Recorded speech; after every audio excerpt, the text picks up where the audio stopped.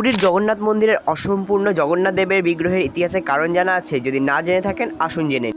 মালাবারের রাজা ইন্দ্রদুম্ন জগন্নাথ মন্দিরের নির্মাণ করেন। জগন্নাথের কাছ থেকে স্বপ্নাদেশ পান তিনি। স্বয়ং জগন্নাথ তাকে আদেশ দেন নীলাঞ্চন পর্বতের গুহা থেকে জগন্নাথের মূর্তি নিয়ে আসার। রাজার ঘনিষ্ঠ ব্রাহ্মণ বিদ্যাপতি জানতেন যে সেখানে সবর জাতি অধিবাসীরা নীলমাধবের পূজার্চনা করেন এবং নীলাঞ্চন পর্বতের গুহায় নীলমাধবের মূর্তি লুকিয়ে রেখেছেন তারা। সেই মূর্তির পুজো করতেন সবর জাতের দলপতি পুরোহিত ও নীলমাধবের পরম ভক্ত বিশ্ব বসু।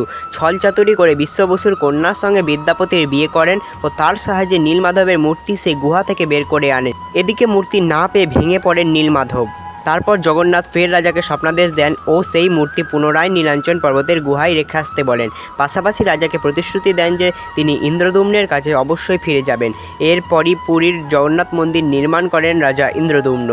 মন্দির নির্মাণ পূর্ণ হওয়ার রাজা জগন্নাথকে সেখানে প্রতিষ্ঠিত হওয়ার প্রার্থনা করেন।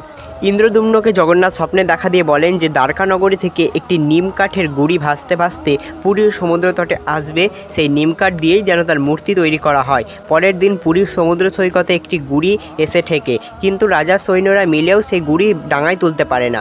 এরপরই সবর জাতির দলপতি পুরোহিত বিশ্ব বসুর কাছে গুঁড়িটিকে ডাঙায় তোলার প্রার্থনা নিয়ে যান রাজা ইন্দ্রদুম্ন।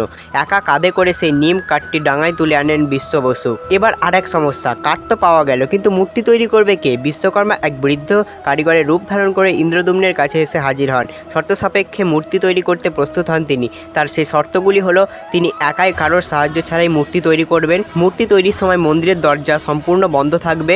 21 দিনের মধ্যে মূর্তি তৈরির কাজ পূর্ণ হবে।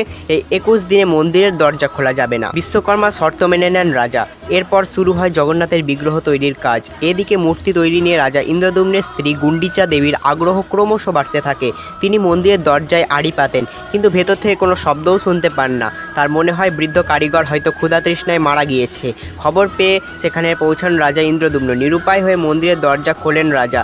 দরজা খোলার সঙ্গে সঙ্গে সেখান থেকে অদৃশ্য হয়ে যান বৃদ্ধ কারিগর রূপী বিশ্বকর্মা। সেখানে 3টি অসম্পূর্ণ মূর্তি দেখতে পান রাজা ইন্দ্রদুম্ন। জগন্নাথ ও বলভদ্রের হাত তখনও অর্ধেক তৈরি হয়েছিল, সুভদ্রার হাত ও পা দুই হয়নি। একে স্বয়ং জগন্নাথের ইচ্ছা মনে করে সেই অসম্পূর্ণ মূর্তি মন্দিরে প্রতিষ্ঠা করা হয়। তো বন্ধুরা, আমার এই ভিডিওটি আপনাদের কেমন লাগলো অবশ্যই কমেন্ট করে জানাবেন এবং আমাদের পাশে থাকবেন।